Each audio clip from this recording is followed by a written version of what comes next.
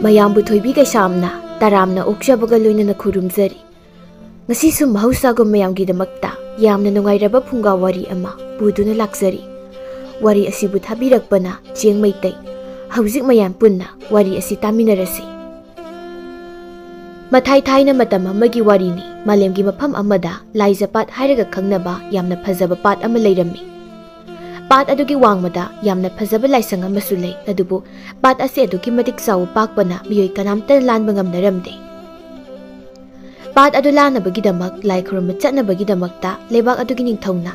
ꯑꯀꯟꯕ ꯅꯨꯄꯥ ꯅꯍꯥ ꯈꯟꯒꯠꯇꯨꯅ ꯊꯝꯂꯝꯃꯤ꯫ ꯑꯀꯟꯕ ꯅꯨꯄꯥꯁꯤꯡꯗꯨꯒꯤ ꯃꯔꯛꯇ ꯃꯁꯛ ꯃꯇꯧ ꯌꯥꯝꯅ ꯐꯖꯕ, ꯃꯕꯨꯛ ꯃꯄꯥꯎꯁꯨ ꯌꯥꯝꯅ ꯐꯕ ꯆꯤꯡꯂꯦꯝꯕ ꯀꯧꯕ ꯅꯍꯥ ꯑꯃꯁꯨ ꯌꯥꯎꯔꯝꯃꯤ꯫ ꯅꯨꯄꯥ ꯑꯃꯅ, "ꯌꯦꯡꯉꯨꯅꯤ ꯃꯔꯨꯞꯁꯤꯡ, ꯉꯁꯤꯁꯨ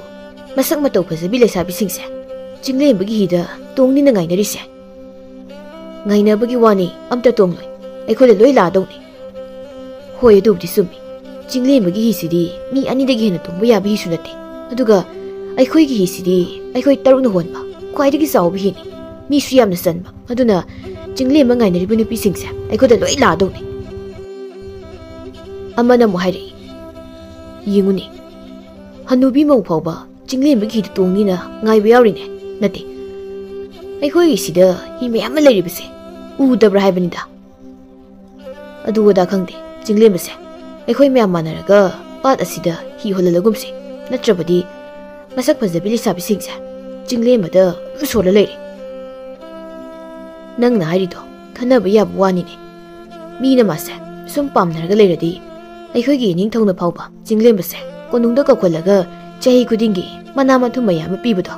ꯃꯥꯅ ꯁꯣꯏꯅ ꯐꯪꯈ꯭ꯔꯅꯤ ꯋꯥꯅꯤ꯫ ꯃꯃꯥꯡꯗꯁꯨ ꯃꯥꯅ ꯐꯪꯉꯤꯗꯨꯗꯤ, ꯍꯟꯗꯛꯁꯨ ꯃꯥꯅ ꯐꯪꯅꯤ ꯀꯩꯅꯣ꯫ ꯑꯗꯨꯅꯅꯤ ꯆꯤꯡꯂꯦꯝꯕꯁꯦ ꯄꯥꯠ ꯑꯁꯤꯗ ꯍꯤ ꯍꯣꯜꯍꯜꯂꯔꯣꯏꯁꯦꯅ ꯍꯥꯏꯔꯤꯁꯦ꯫ ꯑꯗꯨꯗꯤ ꯀꯩꯗꯧꯁꯤꯒꯦ? ꯃꯥꯒꯤ ꯍꯤꯁꯦ ꯇꯨꯃꯤꯟꯅ ꯍꯨꯠꯇꯣꯛꯂꯒ ꯏꯁꯤꯡ ꯆꯪꯍꯜꯂꯕ, ꯑꯗꯨꯒ ꯏꯄꯥꯛ ꯑꯁꯤꯗ ꯂꯨꯞꯍꯜꯂꯕ, ꯑꯗꯨꯁꯨ ꯃꯤ ꯌꯥꯎꯔꯒ ꯍꯣꯜꯂꯤꯉꯩꯗ꯫ ꯑꯗꯨ ꯑꯣꯏꯔꯗꯤ ꯑꯩꯈꯣꯏꯅ ꯄꯥꯝꯂꯤꯕꯁꯦ ꯑꯗꯨꯝ ꯐꯪꯂꯦ꯫ ꯌꯦꯡꯉꯨꯅꯦ, ꯆꯤꯡꯂꯦꯝꯕ ꯂꯥꯛꯄꯗ ꯅꯨꯄꯤ ꯃꯌꯥꯝꯁꯦ ꯀ꯭ꯔꯤꯛ ꯀ꯭ꯔꯤꯛ ꯏꯅꯔꯤꯁꯦ꯫ ꯈꯣꯏꯗꯧꯁꯤ ꯁꯥꯎꯅꯤꯡꯈ꯭ꯔꯦꯗ꯫ ꯊꯦꯝꯕꯣꯡ,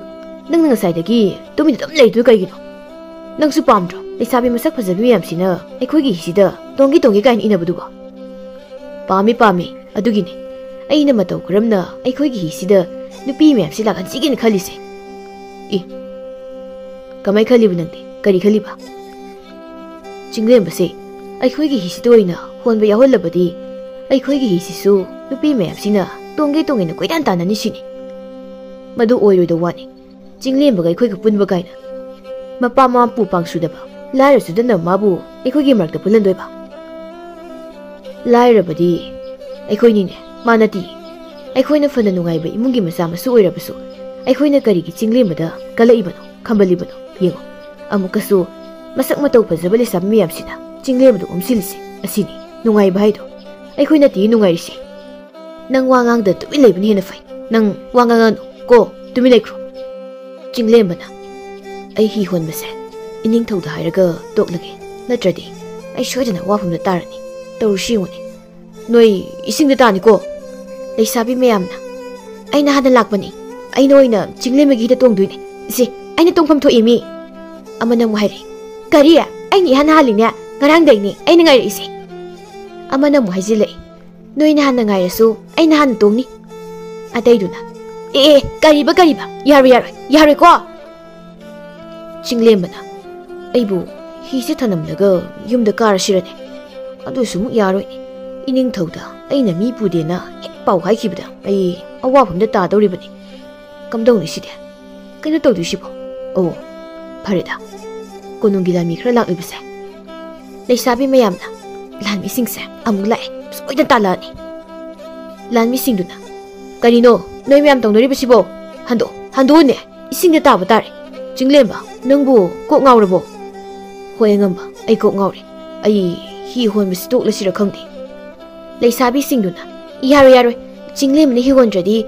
ꯑꯩꯈꯣꯏꯗꯤ ꯂꯥꯏ ꯈꯨꯔꯨꯝꯕ ꯇꯣꯛꯑꯅꯤ." ꯂꯥꯟꯃꯤꯁꯤꯡꯗꯨꯅ, ꯅꯨꯡꯉꯥꯏꯔꯤꯅꯤꯅꯦ ꯁꯤꯗꯤ. ꯑꯗꯣ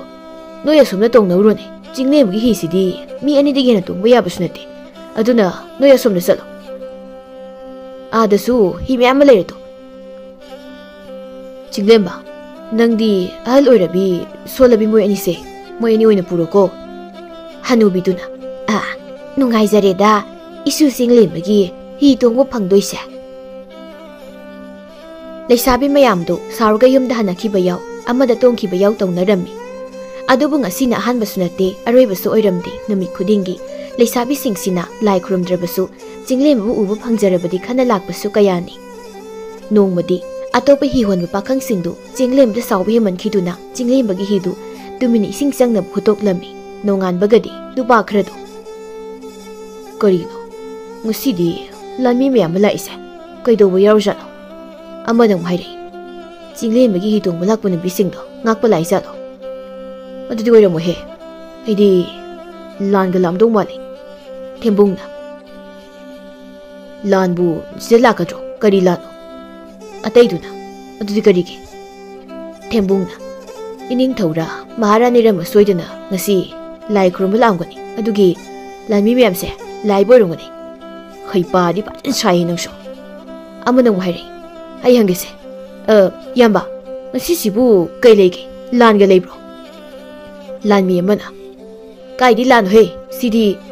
aihoigi ningthogi masanpi Rajkumari amatang yawjabi ama miramda mahi tamagi lekhibado adu tholokpagini. Nupa amaduna adudi konongdo oina lanmi singse leidong natro patisido oina lanmi duna aigi wasidi loyu phaudung takhodana hi honma singduna loijubu haise adudi haibirodana. Iningthogi masanpi Rajkumari do tholakpadi ngarang tholakpani ngasi sina Rajkumari do lai khurumba satpagi sida lakadaba adugini aikhoi lanmi meyamsina ngakse lebase.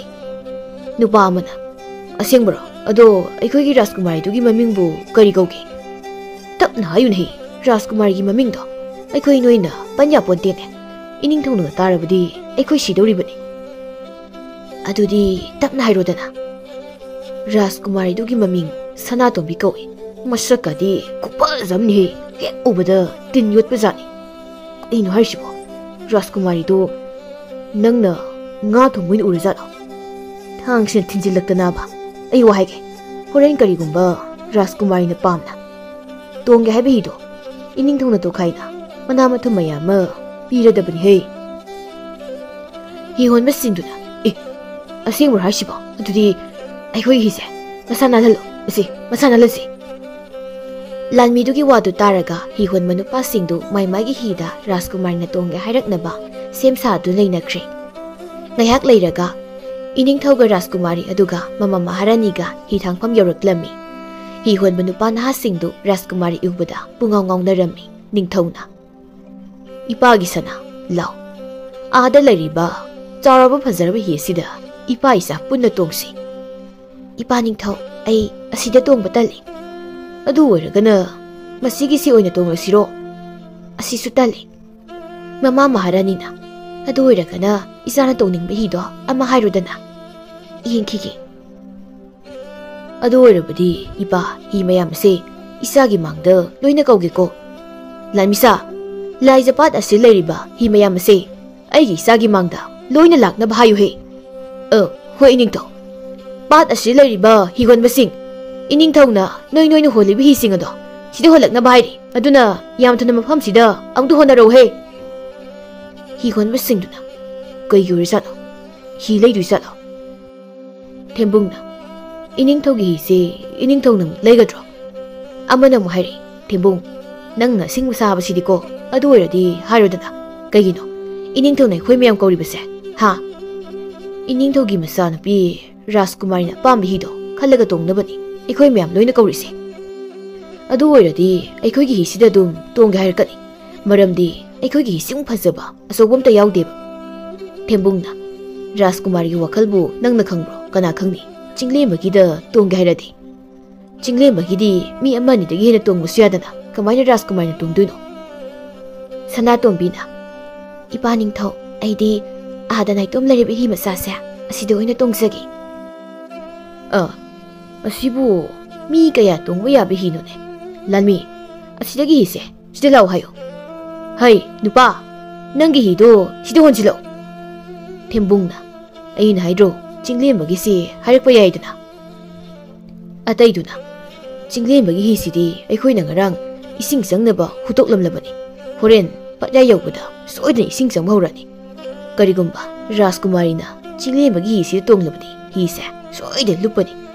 ꯀꯃꯥꯏ ꯇꯧꯅꯤ ꯍꯥꯏꯔꯕꯁꯨ ꯌꯥꯔꯣꯏ ꯅꯣꯏꯅ ꯀꯃꯥꯏꯅ ꯈꯪꯂꯤꯅꯣꯅ ꯊꯤꯒꯠꯂꯛꯑꯗꯤ ꯑꯩꯈꯣꯏꯅ ꯁꯣꯏꯗꯅ ꯑꯋꯥꯐꯝꯗ ꯇꯥꯅꯤꯗꯣ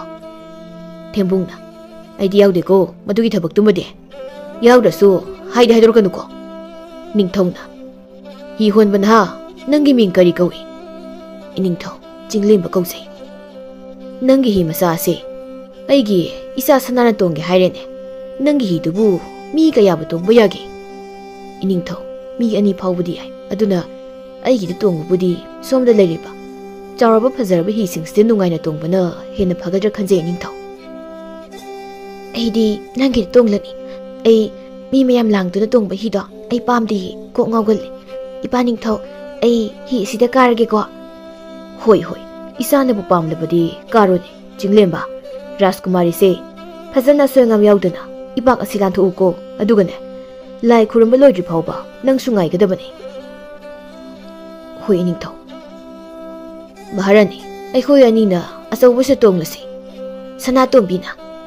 ꯑꯩꯒꯤ ꯈꯨꯠꯁꯦ ꯑꯃꯨꯛꯇ ꯄꯥꯏꯌꯣ ꯑꯩ ꯇꯨꯗꯧꯔꯤ ꯑꯩꯅ ꯃꯇꯧ ꯀꯔꯝꯅ ꯔꯥꯖꯀꯨꯃꯥꯔꯤꯒꯤ ꯈꯨꯠꯁꯦ ꯄꯥꯏꯒꯅꯤ ꯑꯣ ꯑꯗꯨꯗꯤ ꯑꯩꯁꯦ ꯍꯣꯔꯦꯟ ꯏꯁꯤꯡꯗꯒ ꯇꯥꯔꯗꯤ ꯈꯨꯟꯗꯕꯒꯤ ꯋꯥꯅꯤꯅꯦ ꯑꯩꯅ ꯏꯔꯥꯛꯅꯕꯗ ꯌꯦꯡꯂꯒ ꯑꯗꯨꯝ ꯂꯩꯕꯒꯤ ꯋꯥꯅꯦꯕ ꯑꯩꯒꯤ ꯈꯨꯠꯁꯦ ꯄꯥꯏꯒꯦꯕ꯭ꯔꯣ ꯅꯠꯇ꯭ꯔꯒ ꯄꯥꯏꯔꯣꯏ ꯍꯥꯏꯔꯣ ꯈꯨꯠ ꯁꯣꯝꯗ ꯂꯩꯖꯔꯦ ꯔꯥꯖꯀꯨꯃꯥꯔꯤ ꯍꯤ ꯍꯣꯟꯕ ꯑꯃꯅ 이닝ꯊꯧ ꯑꯃꯨꯛꯇ ꯁꯣꯝꯗ ꯌꯦꯡꯕꯤꯌꯨ ꯀꯔꯤꯅꯣ ꯀꯔꯤ ꯇꯧꯔꯒꯦ ꯍꯤ ꯍꯣꯟꯕ ꯀꯩꯁꯨ ꯅꯠꯇꯕ ꯅꯨꯄꯥꯁꯤꯅ 이닝ꯊꯧꯒꯤ ꯃꯆꯥꯅꯨꯄꯤ ꯑꯩꯈꯣꯏꯒꯤꯅ ꯔꯥꯖꯀꯨꯃꯥꯔꯤꯁꯤ ꯈꯨꯠꯇ ꯄꯥꯏꯔꯤꯕꯁꯦ ꯑꯩꯈꯣꯏꯗꯤ ꯔꯥꯖꯀꯨꯃꯥꯔꯤꯁꯦ ꯃꯤꯠꯅ ꯐꯥꯎꯕ ꯌꯦꯡꯖꯄꯣꯠꯇꯦ ꯑꯗꯨꯒ ꯀꯩꯁꯨ ꯅꯠꯇꯕ ꯃꯄꯥ ꯃꯄꯨ ꯄꯨꯄꯥꯡ ꯁꯨꯗꯕ ꯂꯥꯏꯔ ꯆꯨꯗꯠꯅ ꯃꯥꯅ ꯔꯥꯖꯀꯨꯃꯥꯔꯤꯒꯤ ꯈꯨꯠꯀ ꯄꯥꯏꯗꯅ ꯀꯔꯤꯒꯤꯅꯣ ꯅꯪꯅ ꯀꯟꯊꯤ ꯊꯣꯛꯈꯩ ꯑꯗꯨ ꯀꯟꯅ ꯁꯥꯎꯔꯤꯕꯗꯨꯕꯨ ꯑꯩꯒꯤ ꯏꯆꯥꯅꯨꯄꯤꯁꯦ ꯇꯨꯗꯧꯔꯦ ꯍꯥꯏꯕꯒꯤ ꯅꯍꯥꯁꯤꯅ ꯑꯩꯒꯤ ꯏꯆꯥꯅꯨꯄꯤꯒꯤ ꯃꯈꯨꯠ ꯑꯁꯦ ꯃꯕꯨꯡ ꯃꯧꯄ꯭ꯋꯥ ꯑꯃ ꯑꯣꯏꯅ ꯄꯥꯏꯗꯨꯅ ꯑꯁꯣꯏ ꯑꯉꯥꯝ ꯌꯥꯎꯍꯟꯗ꯭ꯔꯤꯕꯅꯤ ꯅꯣꯏ ꯑꯣꯏꯔꯝꯂꯕꯗꯤ ꯉꯁꯥꯏꯅ ꯑꯩꯒꯤ ꯏꯆꯥ ꯁꯅꯥꯁꯦ ꯏꯁꯤꯡꯗ ꯇꯥꯁꯤꯟꯗꯅ ꯃꯤꯌꯥꯝ ꯃꯥꯡꯗ ꯏꯀꯥꯏ ꯐꯤꯔꯨꯛ ꯈꯨꯝꯂꯝꯃꯣꯏꯗ꯭ꯔꯣ ꯑꯩꯕꯨ ꯉꯥꯛꯄꯤꯌꯨ 이닝ꯊꯧ ꯑꯩ ꯂꯥꯟꯈ꯭ꯔꯦ ꯏꯄꯥꯛ ꯑꯁꯦ ꯂꯥꯟꯊꯣꯛꯇꯨꯅ ꯇꯨꯃꯤꯟꯅ ꯊꯧ ꯋꯥ ꯌꯥꯝꯅ ꯉꯥꯡꯂꯛꯂꯕꯗꯤ ꯅꯈꯨꯠꯇꯨ ꯀꯛꯊꯠꯂꯒ ꯏꯁꯤꯡꯗ ꯊꯥꯗꯒꯗꯕꯅꯤ ꯈꯪꯉꯨ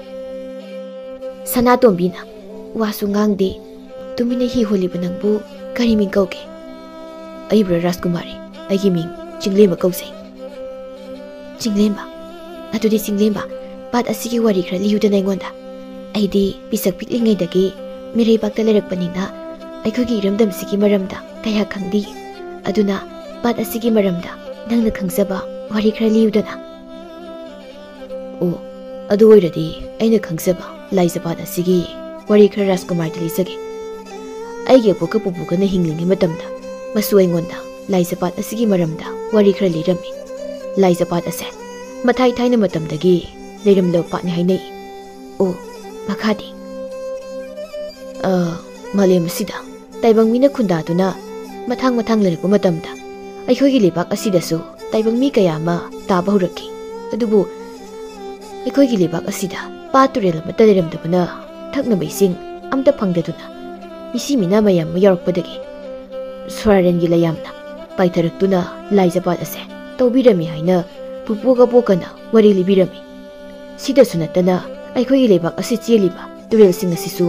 ꯂꯩꯌꯥꯝꯗꯨꯅ ꯇꯧꯕꯤꯔꯝꯈꯤ ꯍꯥꯏꯔꯝꯃꯤ ꯅꯪꯗꯤ ꯋꯥꯔꯤ ꯂꯤꯕ ꯌꯥꯝꯅ ꯍꯩ ꯇꯥꯕꯁꯨ ꯌꯥꯝꯅ ꯅꯨꯡꯉꯥꯏ ꯂꯥꯏꯖꯄꯥꯠ ꯑꯁꯤ ꯎꯔꯨꯕꯗꯒꯤ ꯑꯩ ꯑꯃꯨꯛ ꯍꯟꯅ ꯃꯤꯔꯝꯗ ꯆꯠꯂꯔꯣꯏ ꯍꯥꯏꯅ ꯈꯜꯂꯤ ꯌꯦꯡꯉꯨꯅꯦ ꯍꯧꯔꯤꯕ ꯐꯖꯔꯕ ꯊꯔꯣ ꯊꯝꯕꯥꯜꯁꯤꯡꯁꯦ ꯑꯗꯨꯛꯀꯤ ꯃꯇꯤꯛ ꯐꯖꯩ ꯑꯗꯨ ꯆꯤꯡꯂꯦꯝꯕ ꯑꯩꯒꯤ ꯏꯄꯥ ꯅꯤꯡꯊꯧꯒ ꯏꯃꯥ ꯃꯍꯥꯔꯥꯅꯤꯒꯅ ꯄꯥꯠ ꯑꯁꯤꯒꯤ ꯋꯥꯡꯃꯗ ꯌꯥꯝꯅ ꯐꯖꯔꯕ ꯆꯥꯎꯔꯕ ꯂꯩꯐꯝ ꯑꯃ ꯂꯩ ꯍꯥꯏ ꯂꯩꯐꯝ ꯑꯗꯨ ꯂꯩꯔꯤꯕ ꯂꯥꯏꯁꯪ ꯑꯗꯨꯁꯨ ꯌꯥꯝꯅ ꯐꯖꯩ ꯍꯥꯏꯅꯩ ꯑꯗꯨꯅ ꯀꯔꯝꯕ ꯂꯩꯐꯝꯅꯣ ꯅꯪ ꯈꯪꯕ꯭ꯔꯥ ꯃꯗꯨꯒꯤ ꯂꯩꯐꯝꯗꯨꯗ ꯏꯃꯥꯒ ꯏꯄꯥꯒꯅ ꯂꯥꯏ ꯈꯨꯔꯨꯝꯁꯦ ꯍꯥꯏꯅ ꯉꯁꯤꯁꯦ ꯑꯩ ꯄꯨꯗꯨꯅ ꯂꯥꯛꯂꯤꯕꯅꯤ ꯍꯣꯏ ꯂꯩ ꯂꯥꯏꯖꯄꯥꯠ ꯑꯁꯤꯕꯨ ꯇꯧꯕ ꯂꯣꯏꯗꯨꯅ ꯏꯁꯤꯡ ꯍꯥꯞꯄꯤꯗꯨꯅ ꯂꯩꯌꯥꯝꯁꯤꯡꯗꯣ ꯁ꯭ꯋꯥꯔꯦꯟꯗ ꯑꯃꯨꯛ ꯍꯟꯅ ꯀꯥꯈꯤꯔꯝꯃꯤ ꯑꯗꯨꯕꯨ ꯂꯩꯌꯥꯝꯁꯤꯡ ꯑꯗꯨꯒꯤ ꯃꯅꯨꯡꯗ ꯂꯩꯔꯦꯝꯕꯤ ꯃꯇꯩ ꯃꯅꯥꯎ ꯑꯃꯗꯤ ꯍꯟꯈꯤꯗꯦ ꯍꯥꯏꯅꯩ ꯀꯔꯤꯒꯤꯅꯣ ꯑꯗꯨꯗꯤ ꯑꯩꯈꯣꯏꯒꯤ ꯂꯩꯕꯥꯛ ꯑꯁꯤꯗ ꯅꯧꯅ ꯈꯨꯟꯗꯥꯔꯛꯂꯤꯕ awa na tarba mi sinui khalaga lairembi matai manaudo larepak ta hankidabani haina pupuga bokana wari libirami Rajkumari husi khoini ipak asilan thoktuna lai khurma satnari balai phamse madugi laisang ado hosiki lairembi matai manau adugi laifamni yumdudani ekhoina satuisi asumna chinglembana Rajkumari Sanatombi da wari libudu taraga Rajkumari Sanatombi di chinglembda pungangong sa bahuraklami aduga ipak adugi iya yarokpada hidu ising tapna sang bahuraklami chinglemba nangi hisidi ising phawga leine Rajkumari yam kana lengbigano sidi hutok lambani ne kamdongni side ai atopa hi hon basing bu kowtuna Rajkumari bo atopa hi to hanjarake aduga nangna kamdong chinglemba ai de arai bani Rajkumari gi punsiduni maru oiri base karigi nangna arai bu oiri bano thawai heba sidi chamane ni chinglemba ai nangi na teng pangi nang pakhat kanu hauzik madugi matam na Rajkumari ai khoni tungsilabadi hi se soide lupan halani ai moi gauge maru somda lakpiu hi se singjangi ningthongna kari haiba aigi isan pi sanana tong hi si ising sangi haiba hai hi hon mayam thuni hi sigi manakta honjilu ne he chinglemana sidi yare aigi pursi lakto aga ahobase miku khramme lagi hi hon bataiduna karino chinglem basina Rajkumari gi mamangsida puri kamu lakthorisibo masidi hemal he khara masi thoknaba mana thoi ki hi se mayai japsana huto lai orongani amana oirangani magi hisidi nupi mayam na pamnana tongna bi oibanina maharani na iningthau nupa se ahak pacharak pisi ningthauna isa na pise hana kansini noibo chinglembagi pharaba phazraba masadu ubada Rajkumari Sanatombi du mitkup khitre aduga chinglembasu awafamda tarani haibagi amuksu wabirami oh chinglemba nangdi awafamda tarani ko aigi paning thoga imaga se yam sauna urini tawrisi hoi ai khangje Rajkumari adubu ai awafamda tabadi araibani Rajkumari bo asu engam yahonda bai base aigi thodakni chinglemba nang ining thogi akan macherak tuki karisuki ba phauda brane karigi phaudani Rajkumari karigumba aina phatanungda thoklabadi aigi ma kari ohogani malem asida masa aina tana aigi magi kana suleite Rajkumari adu bawsiki oinadi aigi thodang ase Rajkumari bukan bani ipagi sana nakodu piro mangonda yenglunu ne lao kodu piro mangonda yenglaga leirano tapna is aigi isa sana sidi ising loine sot bahuram ledana chinglemba nangsu karo hido lipcha krishano maharani na kari garak toiba kanamta na magi mateng pangba yaroi hi siga paya isi luptuna masi sano sigi sano kari gumba marai upadan hinglabaso aina sairak soidna pigani ima magi maral na tiye hi sikana gum yoina hutoktun thambirambani tumilayu sana nangna khanglai isadi miramda sarokpini pangjabini moigum phatabasing asig wakhalon isana khangkhiroi hi honbasingna asumani ima maharin haribase masigi singlem haribu nupase hanasu nupida sopagi pothok yam leirabani aikhoina mamadui khalaga kanada soidok pidabani asa ipaning thau chinglem se mukta kanbi magi marana ti hi se kanagum miyoi kharana hutok pirambani hi honbasingduna aikhoigi Rajkumari na samjabasidi chinglem haribu nupasinaga khadrak haibani ngasigi thawdok ase kanagumba isam sama nupi ma oiramlabani kasain chinglembagi mukhutta nupi se loiradabani ipaning thau chinglem se hi se ga lukre babu ta kanbiyu magi maral na ti chinglem si lukre Rajkumari Sanatombi na phana haijarabasu mapaning thawga mamaga na takhidre chinglem basu hi aduga irol nungda lupthaki rami adubu Rajkumari Sanatombi na ipak adugi lai adubu yamna khurumsaduna chinglembagi thawai kanbinaba haijarami matam khara haukhre Rajkumari Sanatombi su lai khurumduna konungda hankre Hi honbasingdudi chinglemba siramlani moigi lambida yetpinaba leitre haina haraunarami adubu chinglembadi hi aduga punna amuk takholaktuna ipak adugi mataide leirammi. Oidi gyan mangluredana numisisu taramleni aduga idi aigi hithang pamasida matau kramli yaroklamlibano kanano mainam pairaga lamna uribase soidna aigi imairamlagani ima ai sida lei Imagi bungo nang bu kaida leige imagi bungo chinglemba ima sida lei karigino ima sida lai sibo lakati kaino mi isadi higa lukre siramlani haidana kaingonda hairamlibani ne isa lukre tabda tu ada maira paiduna mi mayam asala ibase nang bu udro ai ka shu tawde nei ma ai gi hida horaktana ising khara changbagi wani hojiti ka shu tawtre lawi ma yumda karse ai gi damakta lakbirim miyam asibusu ai ka shu tawtre hairosi mi singse phatte thako